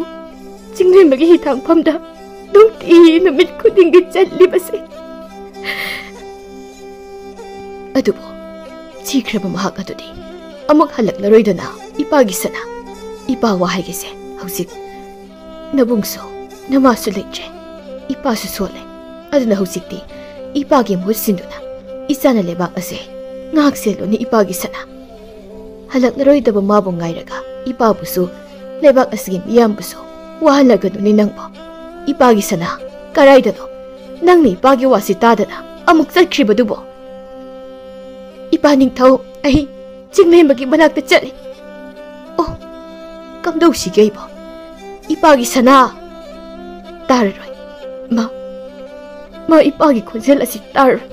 अदुबु इसा सनादी ऐ कन्नबा यादे इमौ लाक्लेदना लाओ लाओ इमादी इसा सिंगलेम गायबसिना हौजिक्ति Imangi पुंसिसे पोथाब ओइना खले अदुना मफम असिदा फीना पखल मसा मखलगा सीबा गायना अदुमक लैरसिरा खंगदेने अदुना फरट्रैमा अदोइरदी इमागे पखल अदुदा नमो विस यावहनबियो अदोइरबदी इमा गैगा चिंगलेम हलकपसे अदुम गायदु लैबा यारनी होइने होइने अदो इमा वामदा इमौदा हंगे इमौबु इसा चिंगलेमबु कयाम नुक्सिगेने इमा नमो ऐना ऐगी चिंगलेमबु कयामुक नुक्सिबगे हाइबदुदि ऐ खंदिगी इमा अदुबु चिंगलेमबनादि ऐना माबु कयाम नुक्सि हाइबदो मा खंबा ngambani इमा मानदि पुमनमक खंबने इमासु हौजिक्ति खंगलेने ऐगी इमौना ऐगी इसा चिंगलेमबु कयाम नुक्सिबगे हाइबदो लाओ इमा कोनगे लाओ चिंगलेमबगी ममाना राजकुमारी सनातोंबीबु नुंसिना कोनबिदुना हिथांपम अदुदा अमुक हलक्लरोइदबा चिंगलेमबबु गाइना गाइना मोय अनिमुक तुम थकिरमी ममादुगी मंगलान अदुदा चिंगलेमबा लाक्लमी इमा नंगदी नमंग नुपीबु कोनबिदुना याम नुंसिना तुमलि बोइरे इमागी चिंगलेमबा नंग इमागी नाक्ता अमुक हलक्लबा ओइरेदना लाओ लाओ नंगसु इमा कोनगे येंगतो इमौ असे नुंसिदरा नंग हलक्खिने हाइना नुंती नुमित खुदिंगी कपतुना इसाबु मफम असिदा लाक्पा गाइरिबसे इमादी अइबु गाइदबरो कपतबरो अंगावबो करिगी गाइदनी करिगी कपतनी अदुबुने इमादी अहल ओइरे सोले अदुना इमाने हिंगिने हिंगलबदा कयाम कोइनबु हिंगिनी अदो इमागी चिंगलेमा इमौसिदी चही फाउबा याउसच्छि मागी मंगलान कया अमसु लैजरमगनि येंगनिंगबा खंगनिंगबा कया अमा लैरमखिगनि अदुबुने ngasiदी इमौसे मयाम अदु कौथोक्तुना नंगी मिंगलेंता सोंदुना लैख्रने इमादी इमौसिगी खनबदा वादबा ngamdine इमौगिदमक्ता याम वाइने करी वारिनो नसा चिंगलेम लैरिबसिदी से ककुनसे इमाना कपसे नसा येंगबा ngamदेबा नंगनदि कपकनु हाइरिबा अदुबु इमादि ngamदेने इमाना इसागी सक्तम पुरक्त्रिबसे कयामदि कोइरे होइमा नसा चिंगलेमबा लोइना खंगे कैदोबगे अदो इमा अयमु चलगेको इमा नंग नचाइबु गाइरमुको इमागी बुगो नंग नमाइगी नट्रबसु इमौसिगी खलगा नंग हलक्खो कोइ बुगो चिंगलेमबा राजकुमारी सनातोंबीगी मंगलांदा अमुक लाक्लमी सना याम नुंगाइना अई मागी मतंबाक्ता गाथादुना तुमिको चिंगलेमबा नंग हलक्लबरो इमा चिंगलेमबसे एखोगी मनाक्ता महले इमा इमादो तुमजगिसनो इमा होगलक्लबदी अइना नंगोंदा नुंसिबु वारी कया साबा यारोई अदुदि नंग अइबु अमुक हना थादोक्तुना चतलरोइको अइदि ngasi फाउबदा नंगै मागदि थादोक्तुना चतेना नोय अनिगी मनाक्ता लेंदना दुम लई यारे खंगे अइ साउदनबा अमुक थेंबिरानो असेंगमनि अइगी मतम पुंबदा नोय निगी मनाक्ता दुम लई अदुदि लाओ युमदे चलसि इमासे नंगी खनबदा दुंगदि नुमित खुदिंगी मफमसि लाक्तुना कपतुना द लैरबनि लाओबा युमदे चलसि नंगदि अइबु गाइदुना कपतब्रा हाइसे करिगी कपतनि चिंगलेमबा अइसु कपे नंगबु निंगसि मिकु खुदिंगी कपे ꯑꯗꯣ ꯏꯃꯥꯁꯦ ꯍꯥꯟꯅ ꯑꯃꯨꯛꯇ ꯌꯦꯡꯉꯣ ꯂꯣꯏꯔꯕꯤ ꯁꯣꯜꯂꯕꯤ ꯏꯃꯥꯅ ꯀꯌꯥꯝ ꯋꯥꯔꯝꯒꯅꯤ ꯍꯥꯏꯕꯗꯣ ꯑꯩꯗꯤ ꯅꯍꯥ ꯑꯣꯏꯔꯤꯕꯅꯤꯅ ꯐꯩ 이마디 solabane ꯑꯩꯒꯤ ꯊꯋꯥꯏ ꯑꯣꯏꯕꯤꯁꯅ 이마가 ꯅꯪꯒꯅ ꯑꯩꯕꯨ ꯅꯣꯏꯒꯤ ꯃꯅꯥꯛꯇ ꯑꯃꯨꯛ ꯍꯜꯂꯛꯇꯨꯅ ꯌꯨꯝꯗ ꯄꯨꯅꯕ ꯌꯥꯅꯕ ꯍꯣꯠꯅꯔꯤꯕ ꯇꯧꯔꯤꯕ ꯃꯇꯧꯗꯣ ꯃꯗꯨ ꯎꯔꯒ ꯑꯩ ꯌꯥꯝ ꯍꯔꯥꯎꯏ 이마가 ꯅꯪꯒꯅ ꯑꯩ ꯅꯨꯡꯁꯤꯕꯁꯦ ꯃꯥꯂꯦꯝ ꯑꯁꯤꯗ ꯑꯅꯤꯁꯨꯅ ꯂꯩꯔꯝꯂꯣꯏꯀꯣ ꯅꯪ ꯑꯗꯨꯃꯥꯏꯅ ꯑꯩꯕꯨ ꯊꯦꯝꯂꯝꯂꯒ ꯑꯃꯨꯛ ꯆꯠꯈꯤꯕꯗꯤ ꯌꯥꯔꯣꯏꯀꯣ ꯆꯤꯡꯂꯦꯝꯕ ꯇꯥꯕ꯭ꯔꯥ ꯑꯩꯅ ꯍꯥꯏꯔꯤꯁꯦ ꯆꯤꯡꯂꯦꯝꯕ ꯆꯤꯡꯂꯦꯝꯕ ꯁꯅꯥ ꯑꯩꯕꯨ ꯅꯣꯏꯒꯤ ꯅꯅꯥꯛꯇ ꯑꯃꯨꯛ ꯍꯟꯅ ꯂꯥꯛꯍꯟꯅꯤꯡꯂꯕꯗꯤ ꯂꯥꯏꯖꯄꯥꯠꯀꯤ ꯏꯌꯥꯏꯗ ꯈ꯭ꯋꯥꯏꯗꯒꯤ ꯐꯖꯕ ꯈ꯭ꯋꯥꯏꯗꯒꯤ ꯆꯥꯎꯕ ꯊꯝꯕꯥꯜ ꯑꯃ ꯁꯥꯠꯄꯅꯤ ꯊꯝꯕꯥꯜ ꯑꯗꯣ ꯑꯩꯒꯤ ꯊꯋꯥꯏꯅꯤ ꯑꯗꯨꯅ ꯊꯝꯕꯥꯜ ꯑꯗꯨ ꯍꯦꯛꯇꯨꯅ ꯊꯝꯕꯥꯜ ꯑꯗꯨꯒꯤ ꯍꯦꯛ ꯃꯈꯥ ꯏꯔꯣꯜꯅꯨꯡꯗ ꯑꯩꯒꯤ ꯊꯋꯥꯏ ꯌꯥꯎꯗ꯭ꯔꯕ ꯍꯛꯆꯥꯡ ꯑꯗꯣ ꯂꯥꯏꯖꯄꯥꯠꯀꯤ ꯂꯩꯔꯟꯕꯤꯅ ꯁꯦꯟꯅꯗꯨꯅ ꯂꯨꯞꯇꯨꯅ ꯂꯩꯔꯤꯕꯅꯤ ꯑꯗꯨꯅ ꯑꯩꯒꯤ ꯊꯋꯥꯏ ꯌꯥꯎꯗ꯭ꯔꯕ ꯍꯛꯆꯥꯡ ꯑꯗꯣ ꯂꯧꯈꯠꯇꯨꯅ ꯄꯥꯠ ꯑꯁꯤꯒꯤ ꯋꯥꯡꯃ ꯅꯥꯟꯗꯨꯅ ꯄꯨꯔꯒ ꯂꯥꯏꯁꯪ ꯑꯗꯨꯗ ꯊꯝꯕꯥꯜ ꯑꯗꯨꯒ ꯄꯨꯟꯅ ꯊꯝꯗꯨꯅ ꯑꯩꯒꯤ ꯊꯋꯥꯏꯕꯨ ꯅꯤꯌꯨꯁꯅ ꯑꯗꯨ ꯑꯣꯏꯔꯕꯗꯤ ꯑꯩ ꯅꯣꯏꯒꯤ ꯅꯅꯥꯛꯇ ꯑꯃꯨꯛ ꯍꯜꯂꯛꯈꯤꯅꯤ ꯍꯧꯒꯠꯂꯨꯁꯅ ꯅꯨꯃꯤꯠ ꯇꯥꯈꯤꯕꯅ ꯍꯥꯜꯂꯅꯤ ꯍꯧꯒꯠꯂꯨꯁꯅ ꯆꯤꯡꯂꯦꯝꯕ ꯆꯤꯡꯂꯦꯝꯕ ꯀꯥꯏꯈꯨꯑꯣ ꯆꯤꯡꯂꯦꯝꯕ ꯁꯅꯥꯇꯣꯝꯕꯤꯁꯨ ꯃꯃꯥꯁꯨ ꯈꯪꯄ꯭ꯔꯦꯛ ꯈꯪꯅ ꯃꯤꯀꯞ ꯊꯣꯛꯂꯛꯏ ꯍꯩ ꯀꯩꯗꯧꯔꯤ ꯏꯃꯧ ꯅꯨꯄꯤ ꯅꯪꯕꯨ ꯌꯥꯝꯅ ꯋꯥꯔꯕ꯭ꯔꯣ 이마 ꯆꯤꯡꯂꯦꯝꯕ ꯆꯤꯡꯂꯦꯝꯕꯗꯣ ꯆꯤꯡꯂꯦꯝꯕ ꯀꯩꯗꯧꯔꯒꯦ ꯁꯦꯁꯦ 이마ꯗꯤ ꯌꯦꯡꯉꯨꯁꯦ 이마 ꯂꯩꯌꯦ ꯁꯣꯔꯗ ꯁꯥꯡꯅ ꯍꯣꯜꯂꯨ ꯏꯃꯧ ꯅꯨꯄꯤ ꯁꯣꯔꯗ ꯁꯥꯡꯅ ꯑꯃꯨꯛꯇ ꯍꯣꯜꯂꯨ 이마 ꯆꯤꯡꯂꯦꯝꯕ ꯂꯧꯔꯨꯁꯦ ꯆꯤꯡꯂꯦꯝꯕꯅ ꯑꯩꯈꯣꯏꯕꯨ ꯉꯥꯏꯔꯤꯌꯦ 이마 ꯂꯥꯛꯑꯣ ꯍꯧꯒꯠꯂꯨ ꯆꯤꯡꯂꯦꯝꯕ ꯂꯧꯔꯨꯁꯦ ꯅꯠꯇ꯭ꯔꯗꯤ ꯅꯨꯃꯤꯠ ꯇꯥꯈꯤꯕꯅ ꯍꯥꯜꯂꯅꯤ 이마 ꯔꯥꯖꯀꯨꯃꯥꯔꯤ ꯁꯅꯥꯇꯣꯝꯕꯤꯕꯨ ꯁꯦꯟꯅꯔꯤꯕ ꯂꯥꯟꯃꯤꯁꯤꯡꯗꯨ ꯁꯅꯥꯇꯣꯝꯕꯤꯒꯤ ꯃꯇꯧꯗꯨꯗ ꯏꯄꯥ ꯄꯥꯈꯠꯅꯗꯨꯅ ꯅꯤꯡꯊꯧꯗ ꯌꯥꯝ ꯊꯨꯅ ꯄꯥꯎ ꯄꯤꯗꯨꯅ ꯅꯤꯡꯊꯧꯕꯨ ꯀꯧꯔꯝꯃꯤ ꯅꯤꯡꯊꯧꯅ ꯌꯧꯔꯛꯄꯗ ꯁꯅꯥꯇꯣꯝꯕꯤꯕꯨ ꯂꯥꯛꯅ ꯐꯥꯅ ꯉꯝꯗ ꯂꯩꯔꯝꯕꯗꯨ ꯎꯕꯗ ꯅꯤꯡꯊꯧꯗꯨ ꯍꯦꯟꯅ ꯄꯥꯈꯠꯈ꯭ꯔꯦ 이ꯄꯥꯒꯤ ꯁꯅꯥ 이사 ꯀꯩꯗꯧꯔꯦ ꯍꯥꯏꯌꯣ 이사ꯕꯨ ꯀꯩꯗꯧꯔꯕꯒꯦ 이ꯄꯥ ꯅꯤꯡꯊꯧ ꯆꯤꯡꯂꯦꯝꯕꯅ ꯑꯩꯕꯨ ꯉꯥꯏꯔꯤ ꯂꯥꯛꯑꯣ ꯅꯨꯃꯤꯠ ꯇꯥꯕꯅ ꯍꯥꯏꯈ꯭ꯔꯗꯤ 이ꯄꯥ ꯅꯤꯡꯊꯧ ꯂꯥꯛꯑꯣꯕ 이ꯄꯥ ꯅꯤꯡꯊꯧ ꯍꯧꯖꯤꯛ ꯆꯤꯡꯂꯦꯝꯕꯅ ꯑꯩꯒꯤ ꯃꯪꯂꯥꯟꯗ ꯂꯥꯛꯇꯨꯅ 이ꯄꯥ ꯑꯁꯤꯒꯤ ꯏꯌꯥꯏꯗ ꯈ꯭ꯋꯥꯏꯗꯒꯤ ꯐꯖꯕ ꯈ꯭ꯋꯥꯏꯗꯒꯤ ꯆꯥꯎꯕ ꯊꯝꯕꯥꯜ ꯑꯃ ꯁꯥꯠꯂꯝꯒꯅꯤ ꯍꯥꯏꯔꯝꯃꯤ ꯊꯝꯕꯥꯜ ꯑꯗꯣ ꯆꯤꯡꯂꯦꯝꯕꯒꯤ ꯊꯋꯥꯏꯅꯤ ꯍꯥꯏꯅꯁꯨ ꯍꯥꯏꯔꯝꯃꯤ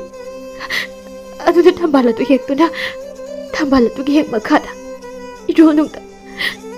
ꯆꯤꯡꯂꯦꯝꯕꯒꯤ ꯊꯋꯥꯏ ꯌꯥꯎꯗ꯭ꯔꯕ ꯍꯛꯆꯥꯡ ꯑꯗꯣ 이마 ꯂꯩꯔꯦꯝꯕꯤꯅ ꯁꯦꯟꯅꯗꯨꯅ ꯊꯝꯂꯤꯕꯅꯤ ꯑꯗꯨꯅ ꯆꯤꯡꯂꯦꯝꯕꯒꯤ ꯍꯛꯆꯥꯡꯗꯨ ꯂꯧꯈꯠꯇꯨꯅ ꯄꯥꯠ ꯑꯁꯤꯒꯤ ꯋꯥꯡꯃꯒꯤ ꯂꯥꯏꯁꯪꯗ ꯄꯨꯗꯨꯅ ꯊꯝꯕꯥꯜ ꯑꯗꯨꯒ ꯄꯨꯟꯅ ꯊꯝꯗꯨꯅ ꯆꯤꯡꯂꯦꯝꯕꯒꯤ ꯊꯋꯥꯏꯗꯣ ꯅꯤꯖꯧ ꯑꯗꯨ ꯑꯣꯏꯔꯕꯗꯤ ꯆꯤꯡꯂꯦꯝꯕꯗꯣ ꯑꯃꯨꯛ ꯍꯜꯂꯛꯈꯤꯅꯤ ꯍꯥꯏꯔꯝꯃꯤꯅꯤ ꯂꯥꯛꯑꯣ ꯆꯠꯁꯦ 이ꯄꯥ ꯅꯤꯡꯊꯧ 이ꯄꯥ ꯑꯁꯤꯒꯤ ꯏꯌꯥꯏꯗ ꯆꯤꯡꯂꯦꯝꯕꯅ ꯑꯩꯕꯨ ꯉꯥꯏꯗꯨꯅ ꯂꯩꯔꯦ ꯂꯥꯛꯑꯣꯕ ꯆꯠꯁꯦꯕ ꯀꯅꯥ ꯀꯅꯥ ꯂꯩ ꯍꯤ ꯊꯧꯔꯥꯡ ꯇꯧ ꯊꯨꯔꯕꯅꯤ ꯍꯤ ꯊꯧꯔꯥꯡ ꯇꯧꯅꯤ 이ꯄꯥꯒꯤ ꯁꯅꯥ